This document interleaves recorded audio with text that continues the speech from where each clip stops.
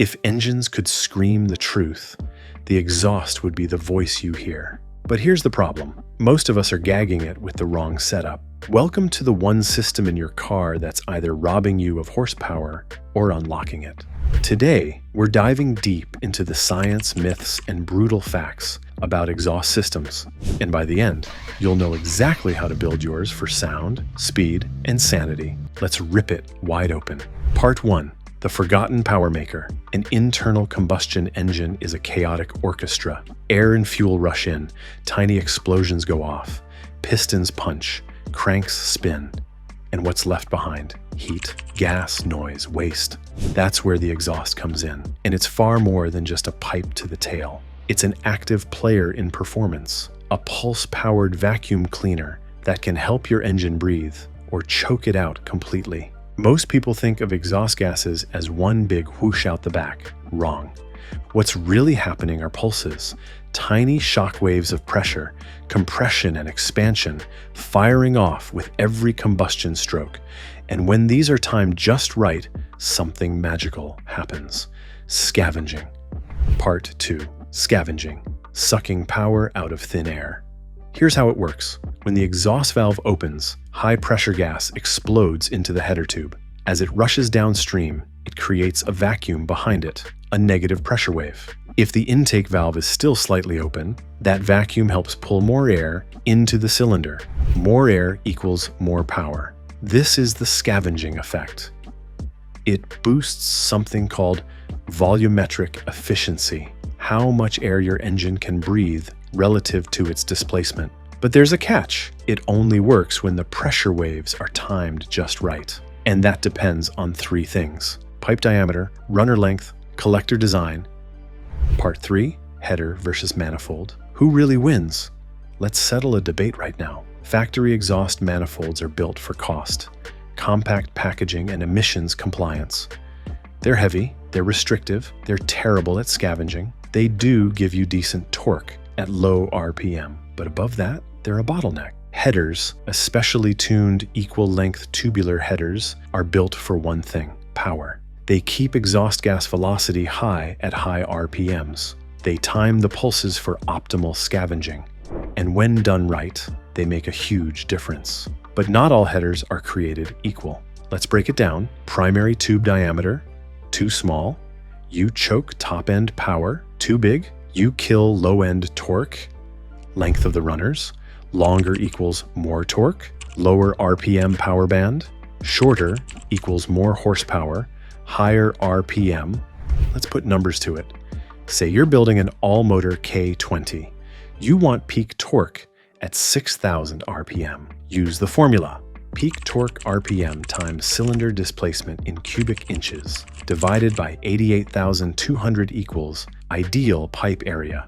That gives you around 2.07 square inches. Convert that to diameter and boom, you get around 1.62 inches, which means you should be using at least 1.75-inch tubing. Got a turbo build? Hold that thought, we'll get to you later. Part 4, the collector, where power converges. After each runner, the pipes merge into a collector. This is more than just plumbing. It's where secondary scavenging happens.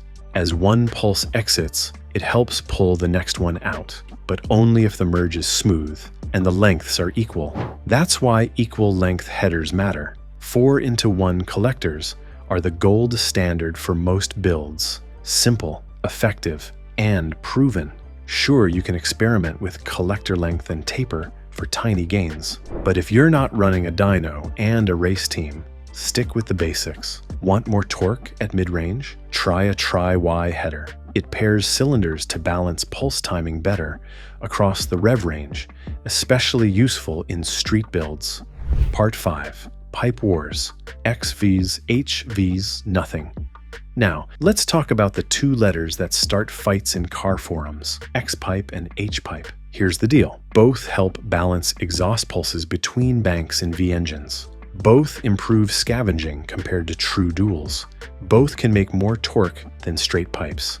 X-pipes are smoother. They merge exhaust flow at a gentle angle, promoting better scavenging. They give a high-pitched, exotic scream.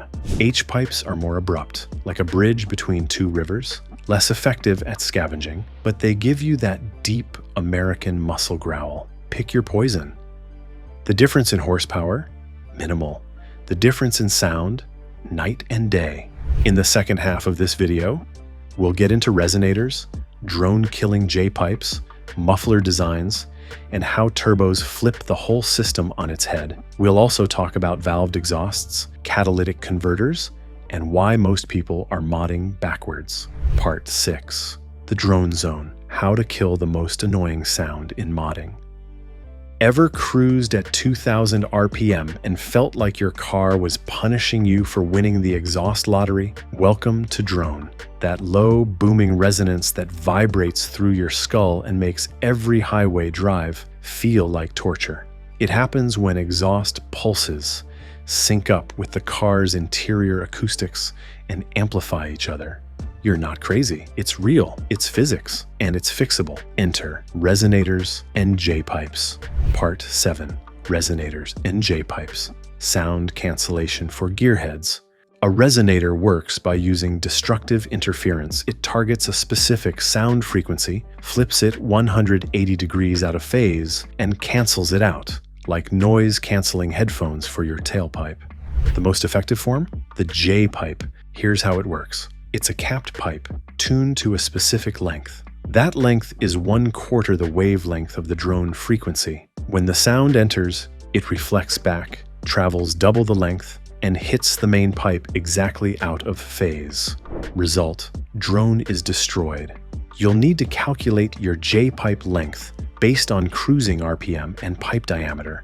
There are online calculators that make it easy, and yes, it works. It's one of the cheapest, smartest mods you can do if you want to enjoy your car instead of fighting it. Part 8. Mufflers. The power versus peace battle. You can't talk exhaust without talking mufflers, and not all mufflers are created equal. They affect both volume and power. There are 3 main types. First, reactive chambered mufflers. Think OEM style. These use chambers and baffles to bounce sound waves around and cancel them. They're quiet, comfortable, great for luxury cars, but they create backpressure, and backpressure kills horsepower. Dusra, absorptive straight-through mufflers. These are performance-focused. Think Borla, Magnaflow, Flowmaster racelines. You can literally see through them, perforated tubes wrapped in sound-deadening material. Low restriction equals more power, but they're loud, especially under throttle. Hybrid mufflers, a mix of both. Designed for sound control and flow. You'll find these on performance-oriented daily drivers or higher-end builds. So, which one's best? If you daily your car and like sanity, hybrid or reactive. If you're building a race car or don't care about your neighbors, straight through, no question. Part 9. Forced induction. Flips the script. Everything changes when you add a turbo or supercharger. A naturally aspirated engine relies on exhaust velocity for scavenging. A turbocharged engine wants the opposite, exhaust energy. You want hot, high-pressure gas slamming into the turbine wheel to spool it faster. That means shorter primaries, thicker walls to retain heat, minimal volume before the turbo. You're not building for scavenging, you're building to feed the snail after the turbo. Free-flowing is the name of the game. Massive downpipe, zero restrictions. Dump as much gas and heat out as fast as possible to maintain pressure differential across the turbine. With supercharged or nitrous builds, you're making more power through extra air or chemical energy. That means more exhaust volume. You need bigger primaries to avoid choking the system. More power equals more to exhale. Part 10. Valid exhaust. The best of both worlds. Original equipment manufacturers aren't stupid. They've spent millions solving the same problems we modders face. Enter valved exhaust systems. You've seen them on Hellcats, C8s, AMG cars, exotics. It's a split system with quiet, baffled routing for cruising, straight through piping for full throttle. At low throttle, the valve stays closed, routing gas through chambers and mufflers, quiet, civilized. Stomp the gas and the valve pops open, giving you max flow, max sound, and minimal restriction. It's not cheap. It's one more failure point, but it works. It's the ultimate sleeper setup.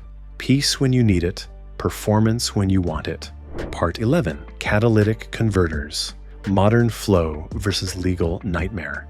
Look, we get it. The temptation to go catless is strong. You think you're unlocking power. You're not wrong, but you're not totally right either. Modern high-flow cats are way better than they used to be. If your car is relatively stock, or even mildly modified, a high-flow cat won't rob you of much.